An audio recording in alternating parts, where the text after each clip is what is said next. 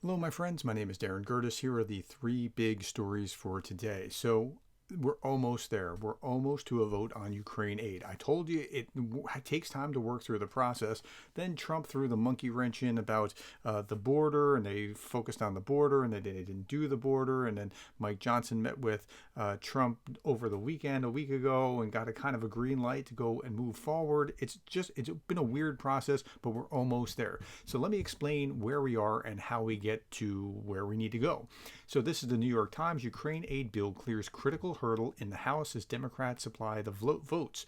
So I'll come back to this thing on a 316 to 94. That's after. On Friday, the rule for considering the bill, historically a straight party line vote, passed with more Democrat than Republican support, but it also won a majority of GOP votes, making it clear that despite a pocket of deep resistance from the far right, there is also broad bipartisan backing for the $93 billion package. Now, it passed 316 to 94, and that vote cleared the way for the House to bring up the aid package. So this has to be like a vote to even bring up the vote.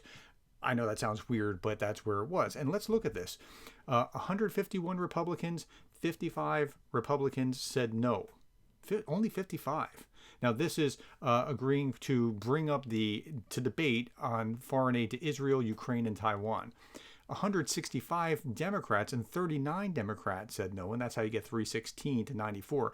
That's not too different of a margin. I mean, there is some difference, but it's not like all Republicans were against this. Okay, let's look at this here. This was, so the committee, before it goes out to the floor, it's a smaller committee, and 9-3, the House Rules Committee approves the rule for foreign aid package so that it can go to the floor.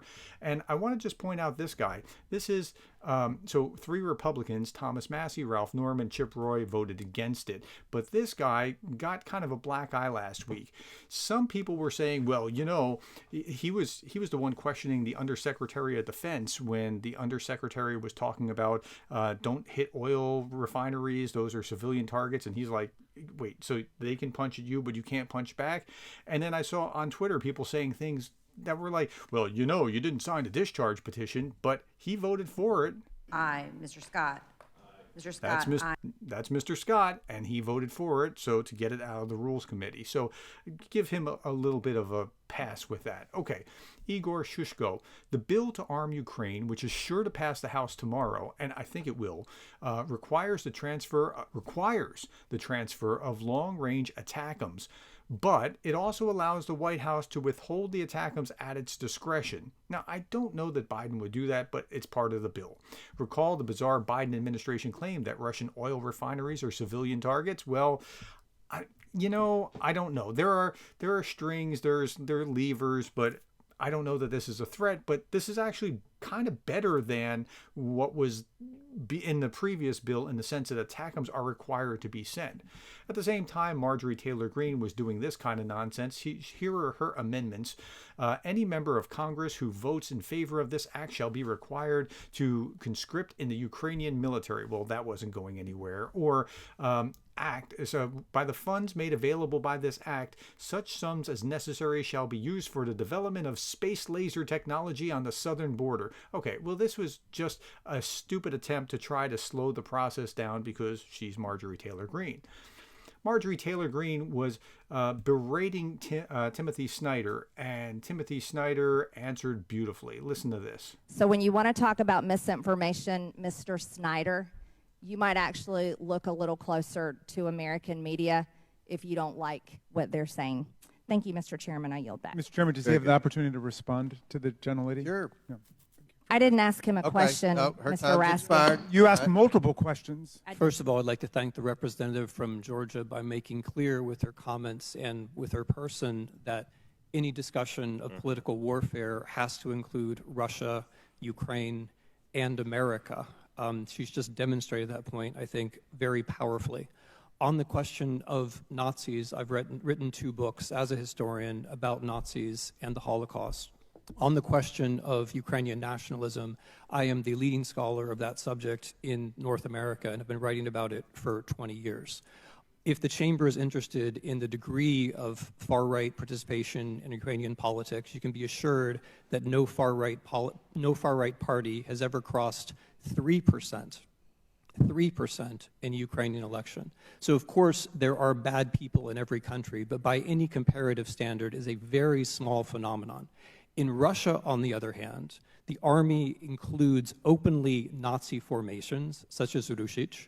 The government itself is fascist in character, and it is carrying out a war which includes deportation of children by the tens of thousands, the open intention of destroying a state, as well as mass torture. So if we're looking for fascism, and if there is anyone who is sincerely concerned about halting fascism or racism, you would wish to halt Russia.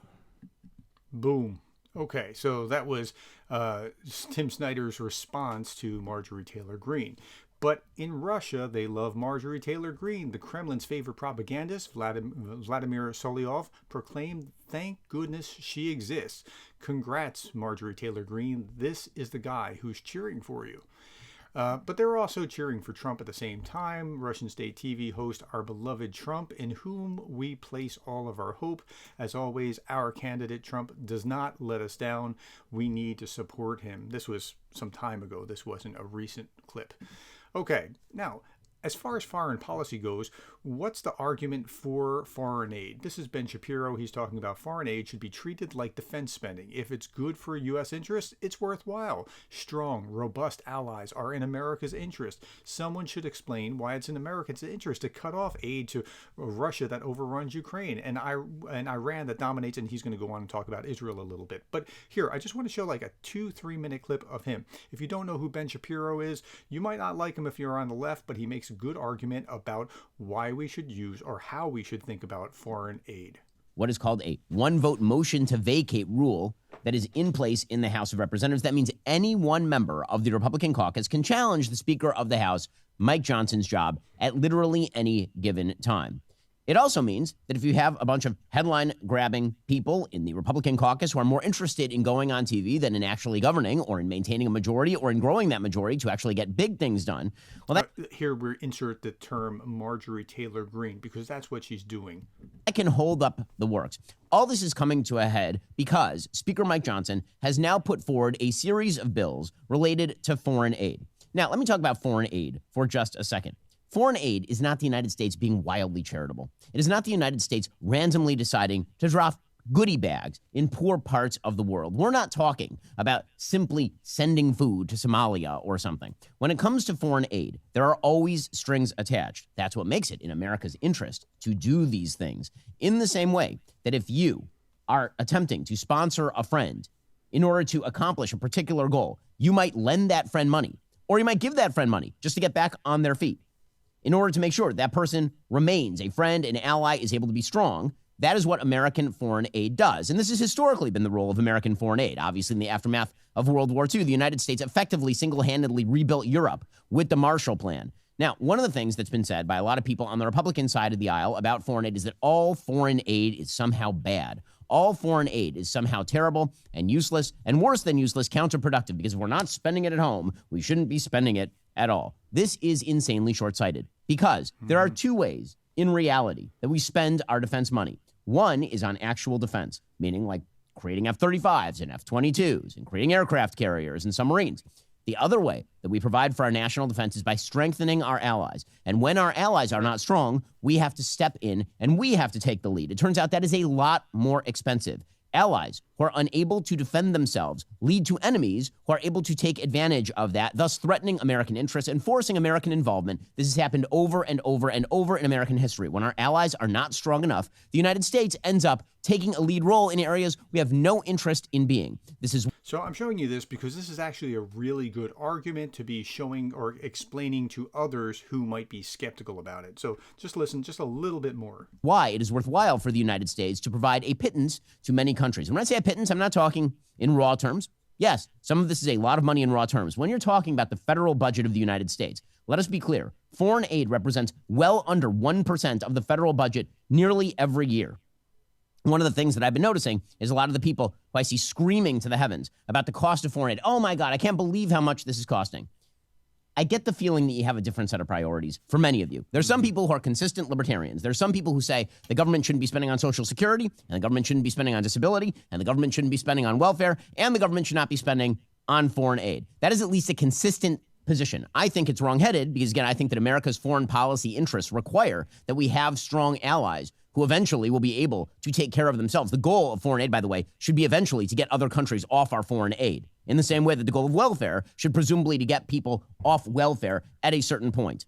I'm fully in favor of that sort of planning. When it comes to emergency foreign aid, that is a bit of a different story. However, there are a group of people in the Republican Party who are basically taking the view that foreign aid is uniquely a bad spend, that is really where we're wasting taxpayer dollars.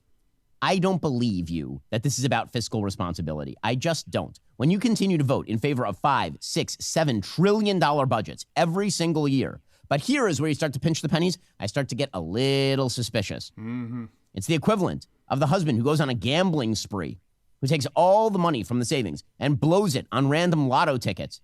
And then when the wife says, you know, honey, can we go out to dinner tonight? The husband says, you know what? We got to pinch pennies now. And here's where we really got to cut back. Well, maybe. Okay, so that's a pretty good explanation of why foreign aid is important, how it should be thought about, how we should use it, that kind of thing. Hope that helps you understand and are able to then use that to explain to others. Okay, let's go to the second big story. I know this has taken a while. Petr Pavel. This guy's awesome. He gets it. He understands, and he can articulate if Russia succeeds here, what will happen. What is the long game? Okay. Of some of the senators, even, you know, not just the Congress people who are in the sort of Trump, what we call the MAGA group of Trump Republicans in Congress. Senators like J.D. Vance of Ohio, who has been, ever since the Munich Security Conference, essentially making a case that Ukraine doesn't matter. Well, I believe that Ukraine is equally important for Europe as it is for the United States and the rest of the world. Because it's not just about the defense of sovereign country and its territory. It's about the principles. And these principles matter for the United States the same way as for us. If Russia succeeds in Ukraine, then the whole transatlantic community will not be trusted anymore, because we are talking about protecting our values, but we are not doing enough to protect them in practice. Moreover, there are countries watching closely what is going on in Russia. If Russia prevails with its attitude to pushing its interests by force, all countries that are watching will be inspired.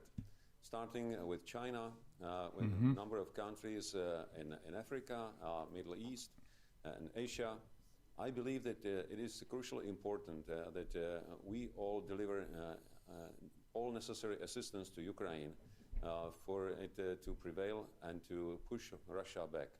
So one of the things that friends of mine would say early on was like, well, I don't want World War III. Well, neither do I. This is why we need to support Ukraine, not back away from this, because she is watching and other dictators are watching. And if they sense weakness, then bad things tend to happen. Okay, last thing I want to show you.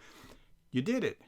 Reporting from Ukraine just emailed me a little while ago. All their channels are restored. If you were part of this, if you contacted YouTube and let them know, hey, look, there's a problem here, check this, look at, you deserve a round of applause, run a victory lap. This is a big thing. We're all that much safer when one gets restored, and thank you so much. In the meantime, I'm still bracing against what could possibly come down the line. So I have started a Patreon. You can join for free. Please come over to my Patreon, because I don't know what might come down the line. But thank you so much. If you were part of this, contacting YouTube, I really do appreciate it. I'm sure Reporting from Ukraine does as well. Thank you for your time. Thank you for the likes. Thank you for the shares, the subscribes, and thank you for being the kind of person that cares about Ukraine.